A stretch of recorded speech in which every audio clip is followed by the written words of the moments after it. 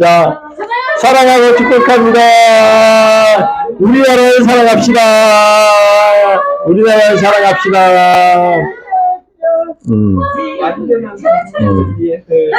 웃겨. 웃겨, 진짜. 그래요. 우리나라가, 이제, 다른 것보다 우리나라가, 하나님이 이렇게 임재하는 나라.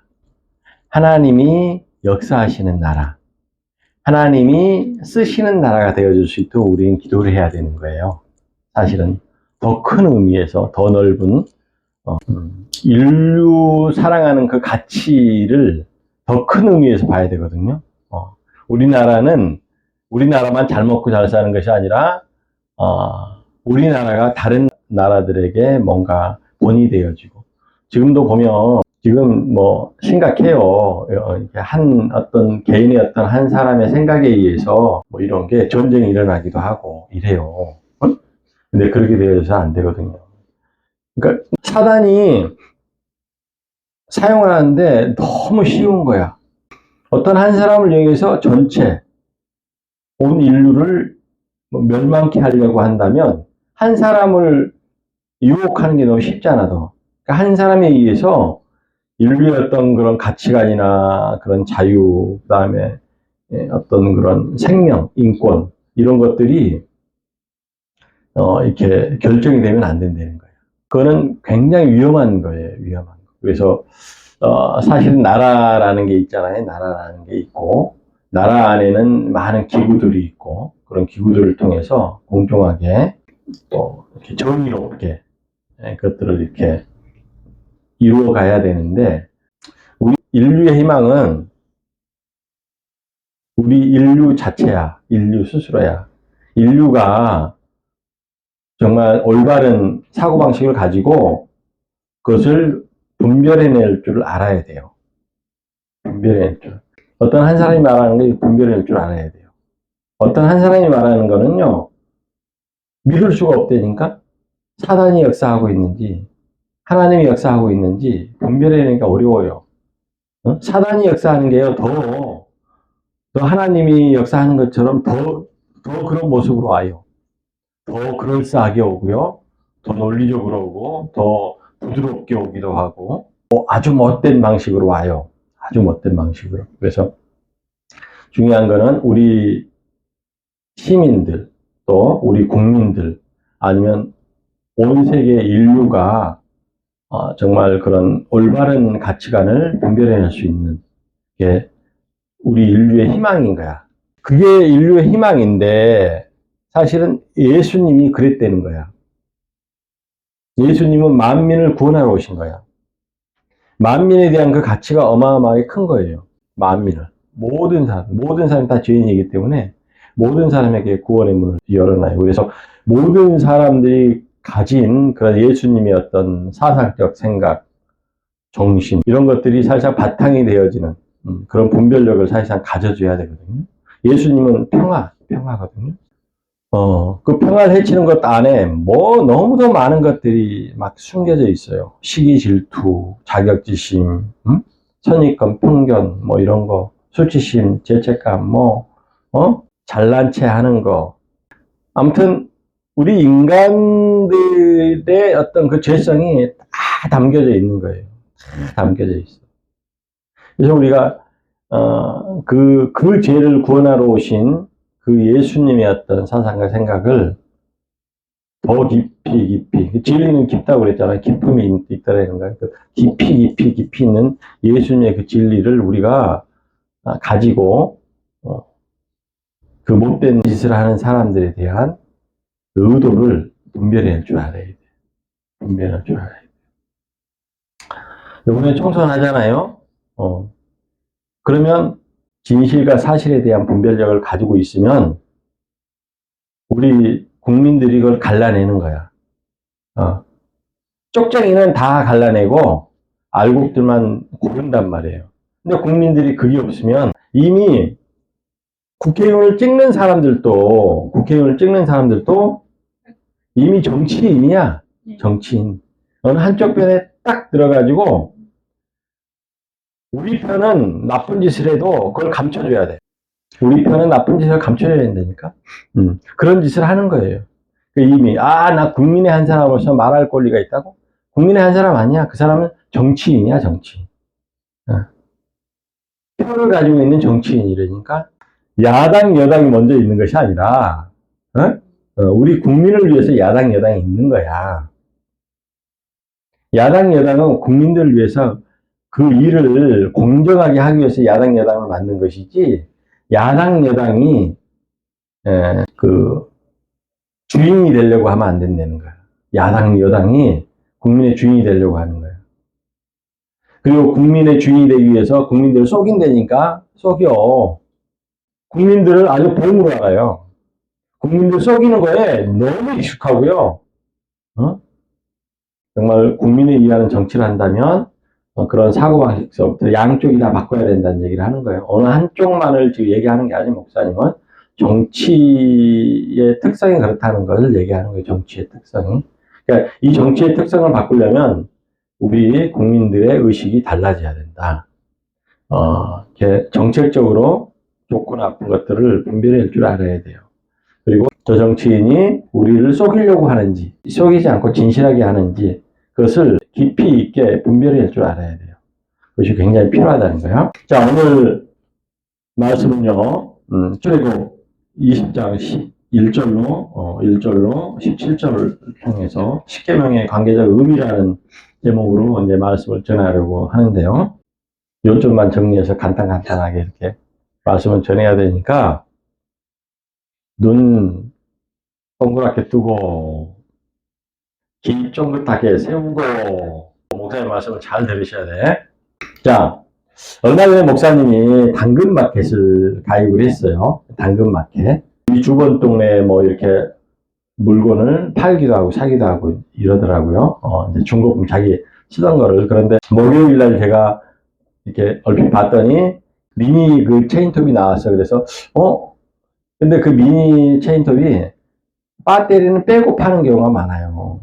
싼 거는 다 배터리가 빠진 거야. 그런데 이거는 배터리도 거기에 한계가 있고, 그런데 아무튼 좀 싸게 나왔어요. 그래서 뭐 당장 쓸 일은 없지만 그래도 이거 필요할 것 같아가지고 한번 사볼까 하고 이제 메시지를 거기다가 제가 이거 구입하면 안 될까요? 그랬더니 한참 있다가 그쪽에서 메시지가 왔는데, 메시지가 오는 순간에 내가 그걸 딱 열으려고 하니까 뭔가 먼저 열리는 게 있어. 먼저 팝업 창이라고 그러죠. 팝업 창이 탁 열리는 게. 그게 뭐냐면 첫 번째 거래를 축하드립니다. 거래 가이드를 확인하고 거래를 하세요. 이렇게 그게 딱 뜬 거야. 그래서 이런 게 있구나. 그러고서 봤지. 딱 봤는데 제일 첫 번째가 뭐냐면은 거래는 택배로는 가급적 하지 말라는 거야. 택배로는 가급적 하지 말고 직거래를 하라는 거예요. 요기한 사정이 아니면 그렇게 하라고 많은 문구가 있는데 그게 제일 먼저 내 눈에 탁 띄는 거예요. 그래서 택배로 하면 안 되는 거구나. 그러고서 그걸 봤는데 아니나 다를까 택배로만 가능합니다. 이렇게 돼 있는 거예요. 예, 알겠습니다. 그러면 제가 구입하지 않을게요. 그러고서 이제 말았어요. 근데 이제 목사님이 이 얘기를 왜 하느냐면 어떤 일을 할 때는 항상 그런 규범이, 가이드가 있어야 된다. 규범이 있어야 돼. 규범이 있지 않으면요, 질서가 어지러워져요. 질서가 어지러워져. 이 세상은요, 규범이 없으면요, 어지러워져요. 왜냐하면 이 세상은 그래요. 파는 사람은 좀 비싸게 받으려고 그러고, 사는 사람은 싸게 살려고 그러고, 또, 뭐죠? 어떤 사람은요, 또, 불순한 생각을 가지고 있어. 사기치려고 하는 거 있잖아. 처음부터 사기칠 의도를 가지고 오는 사람도 있어. 그렇기 때문에 어떤 딱 규정화되어져 있는 어떤 그런 가이드가 없으면 이게 이제 혼란스러워지고 복잡해지고 문제가 자꾸 발생이 되고 분쟁이 막 되고요. 이러면 그 당근마켓이 이렇게 온전하게 잘 작동되지 않죠. 문제가 생기니까 뭐 문 닫을 수도 있고 이렇잖아요. 이렇게 되어진다는 거예요. 그래서 오늘 본문 말씀에 있잖아요. 십계명에 대한 말씀인데 하나님도 마찬가지예요. 하나님도 하나님 나라에 들어가기 위해서는 규범이 있어야 되는 거야. 규칙이 있어야 되는 거야. 이거 없으면요, 가서 사람들과 사람들의 어떤 사이에 이제 분쟁이 세워지고 그러면 복잡해지는 거야. 이건 막 날강도들이 막 생기고, 사람을 살인해도 어떻게 처벌할 기준이 없는 거야. 그러니까 살인하잖아. 그럼 이쪽 사람이 저쪽 사람, 그 친척들이 가서 또 저 사람 또 죽이고, 또 이쪽에서 죽였으니까 또 이쪽 사람 또 죽이고, 전쟁 끊임없이 일어나니까 하나님께서는 그 법을 딱 주시는 거예요. 그래서 십계명을 주셨다라는 얘기예요. 그런데 이제 이 말씀은 어떤 말씀인고 하니, 십계명을 잘 이해를 해야 된다라는 얘기예요. 십계명을 잘 이해하지 못하면 십계명을 잘 오해해서 이렇게 받아들일 수가 있어요. 그래서 잘 들어보시고, 오늘 십계명에 대한 얘기를 굉장히 많이 해야 되거든요. 십계명은요, 굉장히 설명할 게 너무 많아요. 오늘 본문의 말씀의 요절이 이거예요. 자, 1절 말씀. 하나님이 이 모든 말씀으로 말씀을 하여 이르시되, 오늘 이 요절을 통해서 이제 말씀을 드리려고 하는 거예요. 어떤 말씀인가 하니, 이 모든 말씀으로 말씀하여 이른다라고 이렇게 말씀을 하시거든요. 그게 좀 이해가 돼요? 응? 이해가 좀 안 되잖아. 이 모든 말씀을 말씀으로 이르시되. 하나님은요, 말씀 자체시라는 거야. 근데 말씀 자체가 어떤 거야? 말씀이 진리라는 건데, 창조의 능력도 있고, 하나님 아버지께서 세상을 창조하실 때 말씀으로 세상을 창조하셨다 이렇게 얘기하는 거예요.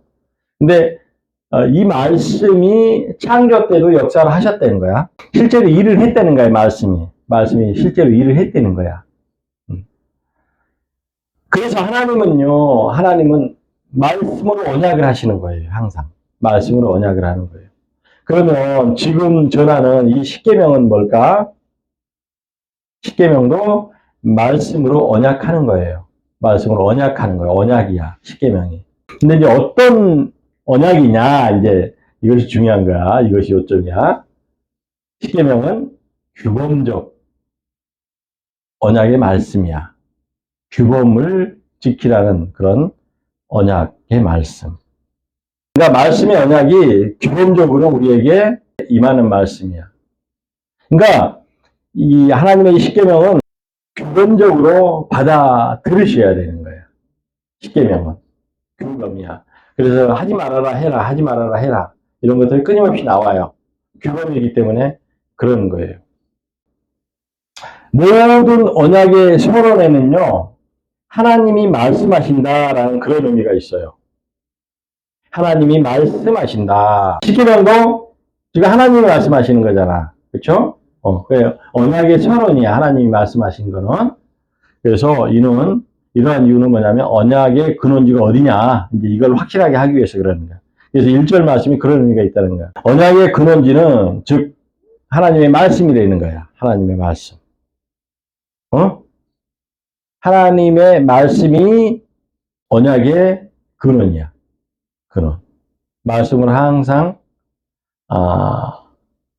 언약을 하신다는 거야, 우리에게. 그래서 하나님의 말씀으로 말씀하시는 것은 말씀 언약의 원리로 말씀 언약의 규범이 되어지는 것을 얘기하는 거예요. 규범. 규범이 되어지는 건 뭐예요? 규범이라는 뜻은 뭐냐면 실행한다는 거예요. 실제로 행동하는 과정에서 생겨진 문제들을 규정한다는 거죠. 이는 하나님의 구원의 언약 안에 출애굽 후 백성들이 말씀의 규범을 받게 되는 그런 당위성을 말씀하기 위해서 제가 봉독해 드릴게요. 나는 너를 애굽 땅 종되었던 집에서 인도하여 내 하나님의 여호와니라. 쉽게 얘기하면 이런 얘기야. 자, 내가 지금부터 말할 건데 십계명을 말하고 그 십계명에 대한 해석 또 율법 규범으로 다시 한번 말씀해 드린다는 거야. 그런데 이 말씀하는 자가 누구야? 애굽에서 너희를 구원해낸 여호와라는 거야. 여호와. 이것을 분명하게 하고 십계명을 받으셔야 돼. 십계명을. 이거는 규범적인 거야, 규범. 해라 하지 마라, 해라 하지 마라. 사람의 어떤 행위나 태도 이런 것들에 대한 규범적인 것들을 하는 거예요. 그런데 이 규범적 말씀의 언약에는 어떤 게 있느냐면, 아까 제가 초대에 말씀드렸어요. 대신관계, 대신. 대신관계라는 건 뭐냐면, 우리가 대인관계 이렇게 말하잖아요. 대인관계. 대하다, 대하다, 대하다. 상대를 대해야 되는 거야. 그러니까 대신관계라는 건 뭐냐면, 신과 대하는 그런 관계를 얘기하는 거예요. 그래서 대신관계는 3절에서 11절 말씀까지고요. 하나님을 대하는 관계적 의미를 얘기하는 거야. 그러니까 구체적으로 하나님을 믿고 섬기는 관계 방식을 말하는 거예요. 즉 이런 거죠. 나 외에는 다른 신을 내게 두지 말라. 너를 위하여 새긴 우상을 만들지 말라. 그것에 절하지 말고 여호와의 이름을 망령되게 하지 말며 안식일을 기억하여 거룩하게 지키라. 하나님을 섬기는 방법이야, 이게. 섬기는 관계법이야. 관계법. 이러한 하나님을 대하는 의미가 있고요. 대신관계. 그 다음에 대인관계가 있는데 이게 12절에서부터 17절 말씀까지야. 사람을 대하는 관계적 의미를 얘기하는 거예요. 그래서 내 부모를 공경하라. 살인하지 말라. 간음하지 말라. 도둑질하지 말라. 내 이웃에 대하여 거짓 증거하지 말라. 내 이웃의 소유를 탐내지 말라. 이 대인관계는 내 부모를 공경하라. 이것은 낮은 기준에서 마음과 자세의 어떤 그런 바른 가짐을 말하고요. 살인하지 말라, 간음하지 말라, 도둑질하지 말라. 자기 안에 분욕을 얘기하네요. 분욕. 분욕은 뭐냐면 분노하는 것도 욕구예요. 욕구. 내 안에서 어떤 분한 마음이 차오르면은 그걸 폭발해야 되는 거야. 욕구적으로 폭발하는 거예요. 그래서 분욕이라고 저는 이제 이렇게 말씀을 드려봤고요. 두 번째는 뭐야? 정욕, 탐욕. 그래서 두 번째는 뭐야? 욕구와의 관계를 얘기하는 거야. 사람이 가지고 있는 욕구와의 관계. 분욕, 정욕, 탐욕이라는 그 욕구와의 관계. 내 이웃에 대하여 거짓 증거하지 말라. 이것은 뭐냐? 이웃 간의 양심에 따른 그런 관계성을 얘기하는 거야. 양심. 내 이웃에 대해서 거짓 증거하는 것은요, 엄청 자기 양심을 속이는 거거든요. 자기 양심에 대한 것을 합리화시켜서 자기 양심을 속이는 거야. 자기의 생각하는 그 사실을 속여서 자기 양심을 속이는 거다. 이런 뜻이에요. 내 이웃의 소유를 탐내지 말라. 이웃 간의 마음에 대한 그런 관계성을 얘기하는 거예요. 그래서 마음도요, 정말 그 마음이 불편하면 정서적으로 엄청 불안해져요. 그래서 이 소유를 탐내는 것 자체가 마음을 불안하게 하는 거예요. 마음을 불안하게 하는. 그래서 우리 장애인분들은 그러지 않죠? 그러지 않잖아, 우리는. 그러니까 그러지 않으려고 노력 많이 하잖아. 그러고 그럴 엄두도 못 내. 왜 남의 거를 탐내?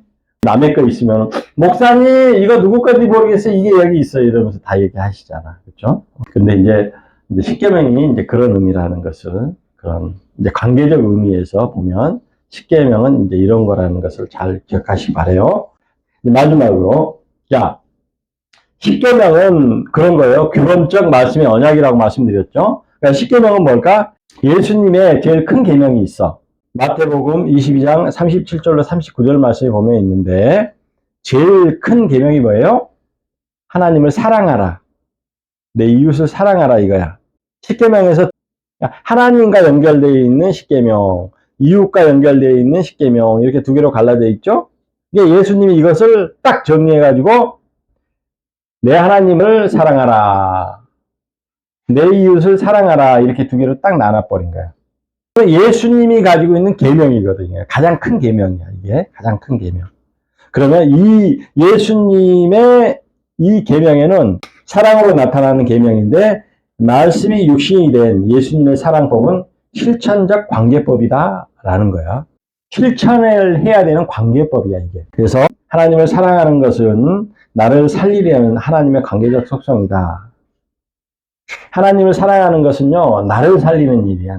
그러니까 하나님을 사랑해야 되겠어요? 안 해야 되겠어요? 사랑해야 되는 거예요. 하나님을 사랑하는 나를 살리는 일이야. 나를 살리는 일이야. 근데 하나님 사랑해야 돼. 하나님 전에 나오는 걸 즐거워하고, 어떠한 일을 하다가도 딱 중단하고, 딱 중단하고, 하나님 전에 나와야 될 시간에는 딱 나와야 돼. 하나님 전에 나가는데 뭔가 막 사심, 뭔가 막, 막 기분 나빠가지고, 교회 나갈까 말까, 교회 나갈 때, 이렇게 되면 안 돼요. 그거는 타협하는 게 아니야. 타협하는 게 아니야. 내 마음을 내가 죽이는 일이야. 내 마음을 죽이고서 나와야 되는 거야. 나와야 돼. 왜냐하면 하나님이 나를 살리는 일이기 때문에, 내가 살아나는 일이기 때문에 그렇게 해야 된다는 거야. 그리고 두 번째로 뭐야? 큰 계명. 내 이웃을 사랑하라. 내 이웃을 사랑하라. 이웃을 사랑하라. 이웃을 사랑하는 것은 모두를 살리는 그런 하나님의 관계적 속성이 있어요. 내가 하나님의 자녀야. 내가 하나님을 사랑해. 그치? 그러면 그 증거가 뭐야? 그 증거가. 이웃을 사랑해야 돼. 하나님 안 보이시는데 내가 하나님 어떻게 사랑하는지 알아. 모르잖아. 그러니까 하나님을 사랑하는 것을 증명하기 위해서는 내 이웃을 사랑하는 거야. 예를 들어서 엄마가 나를 좀 속을 썩였어. 그래도 그 죄는 밉지만 엄마는 사랑할 줄 알아야 돼. 용서할 줄 알고 사랑할 줄 알고 또닥또닥 해줄 줄 알고, 엄마가 실수하잖아. 그럼 실수하는 것을 살짝 덮어줄 줄 알아야 돼. 이렇게 할 줄 알아야 돼. 그래야지 그 엄마를 살리는 거야. 이웃을 살리는 거야. 그러니까 하나님의 관계적 속성에는, 그 사랑법에 대한 관계적 속성에는 모두를 살리는 게 있어. 내 이웃을 사랑하는 그 관계법에는 모두를 살리는 그러한 하나님의 관계적 속성이 있다고. 하나님을 사랑하는 것은 나를 살리는 일이고, 이웃을 사랑하는 것은 모두를 살리는 일이다. 우리 하나님의 자녀로서 이거 당연히 해야 되는 거야.